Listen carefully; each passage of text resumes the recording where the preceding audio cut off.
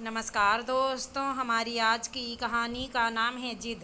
सुषमा जी के दो बेटे और एक बेटी है। सुषमा जी का स्वभाव कड़क है। सुषमा जी ने समय रहते दोनों बेटों की शादी और बेटी की शादी कर उसको ससुराल भेज दिया। लेकिन जब से घर में बहुएं आई हैं, बहुएं अपनी मनमानी करती हैं।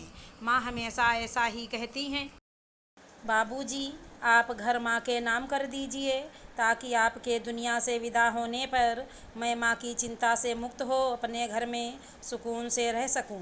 मृत्युशैया पर लेटे विकास जी को बेटी खुशी बोल रही। विकास जी गंभीर बीमारी से पीड़ित अपनी अंतिम दिन काट रहे। रजनी और नेहा दोनों बहुओं ने सेवा में कोई कसर नहीं छोड़ी।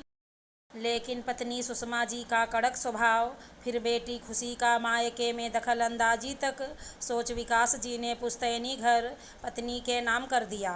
यही सोचा होगा कि बहू बुढ़ापे में सास को दरबदर ना कर दे। आखिर कब तक वो समाज का लिहाज करेगी। मैं जीवित था तो सास बहू में संतुलन बनाए बैठा था। बेटे दीपक और समर बीबियों की बातों में आ माँ को वृद्धाश्रम में छोड़ ना आए, इस डर से विकास जी ने घर अपनी पत्नी के नाम कर दिया। पति के देहावसान के बाद सोचा गया, इस दुख के भार से शायद सुषमा जी के स्वभाव में कोई बदलाव आ जाए, पर ऐसा कुछ नहीं हुआ। क्या हुआ? दोनों का मुँह लटका हुआ। फिर माँ से कोई तर्क वितर्क हुआ क्या? दीपक ने घर आकर रजनी नेहा की शक्ल देख कर बोला, मम्मी जी का बात बात पर ये कहना, मेरे हिसाब से रहना है तो रहो, नहीं तो निकलो मेरे घर से। आप ये बता दीजिए, क्या ये हमारा घर नहीं? सच में हमें नौकरों जैसी फीलिंग महसूस होती है, जिन्हें दिन भर काम के बदले में 2 वक्त का खाना मिलता है। नेहा की आवाज़ भारी हो गई। माँ पिताजी के दुख से उबर नहीं पाई हैं, सो चिड़चिड़ी हो गई हैं। दीपक ने माँ का पक्ष लेते हुए कहा, भैया, मम्मी जी ये बात पापा के रहते भी सुनाती थी, घर उनके नाम होने के बाद ज़्यादा सुनाती हैं।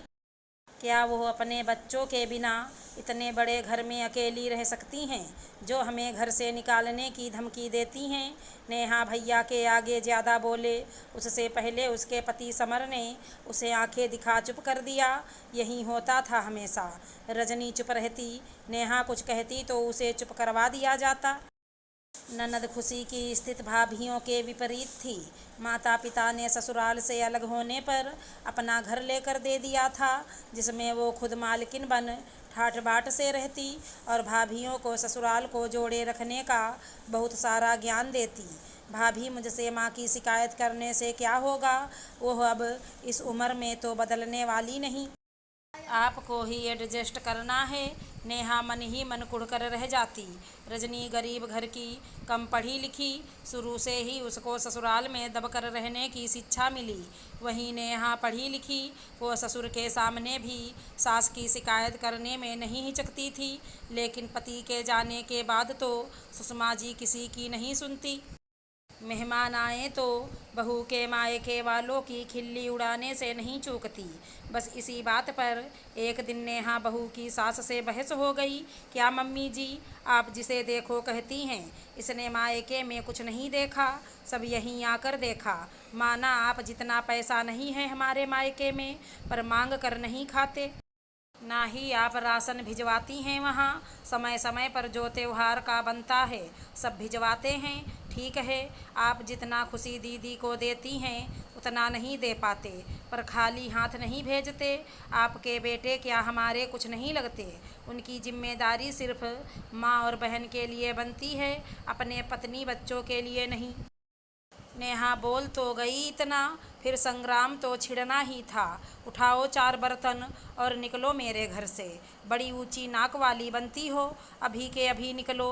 खबरदार 1 सेकंड और सोचा तो सुषमा जी के तेवर देख रजनी समझ गई, अब माफ़ी की कोई गुंजाइश भी नहीं।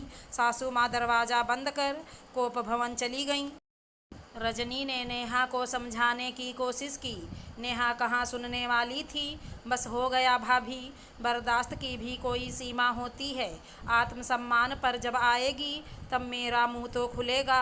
मैं आपकी तरह नहीं बन सकती। दीपक और समर को फ़ोन करके रजनी ने उन्हें घर बुला लिया। दीपक बड़ा होने के साथ ही समझदार था। वो जानता था कि घर में दरार बढ़े उससे पहले कोई रास्ता निकालना होगा। उसने माँ से दरवाज़ा खुलवाया और आग्रह किया, माँ क्या सच में हम घर से निकल जाएं? सुषमा जी अहंकार में चूर, इन दोनों को क्या लगता है ये रोटी नहीं खिलाएंगे तो मैं भूखी मर जाऊंगी। अभी हाथ पैर चलते हैं मेरे, खुद बनाकर खा सकती हूँ। ठीक है माँ, जब तक हम किराए का घर खोजें तब तक ऊपर वाले फ्लोर पर शिफ्ट हो जाते हैं। जैसे ही कोई घर मिलता है हम चले जाएंगे। आपकी आज्ञा सर। आँखों पर। दीपक की बातें सुन के सभी सदस्य हैरान रह गए। सुषमा जी को अपने कानों पर विश्वास नहीं हुआ।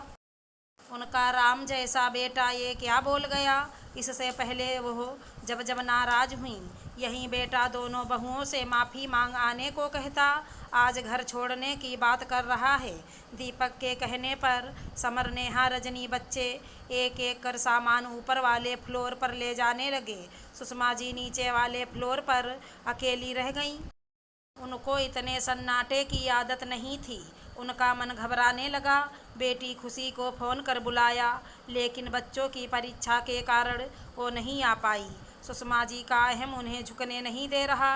उधर बेटे बहू एक आवाज़ की इंतज़ार में कि माँ एक बार पुकार लें। सुषमा जी को कमरे में विकास जी की कुर्सी पर ही आँख लग गई।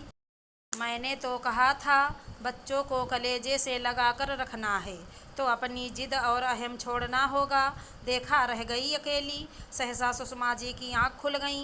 वो पसीना पसीना हो गईं। चिल्लाकर आवाज़ लगाई, दीपक, समर, बेटे व बहुएं तो इसी इंतज़ार में थे। दौड़कर नीचे आए। दोनों बेटों को गले से लगाया और फफक फफक कर रोने लगीं। माँ की जकड़न और छटपटाहट से दीपक का मन आत्मग्लानि से भर गया।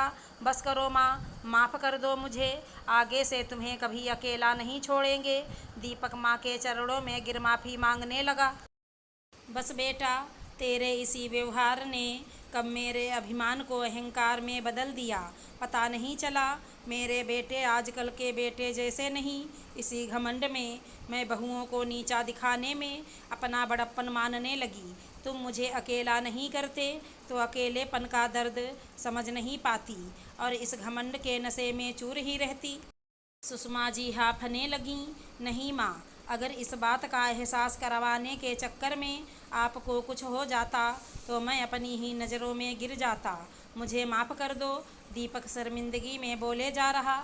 दोनों बहुओं ने भी सास के पैर छूकर अपने किए की माफ़ी मांगी। सास ने अपनी कमर पर लटकी घर की चाबियां रजनी नेहा को पकड़ाई। रजनी नेहा चाबियों का गुच्छा सास को लौटाकर हाथ जोड़कर बोली, माँ जी, ये घर आपका है और आपका ही रहेगा। एतराज़ सिर्फ उन शब्दों से है, निकलो मेरे घर से, ये दिल को छलनी कर देता है।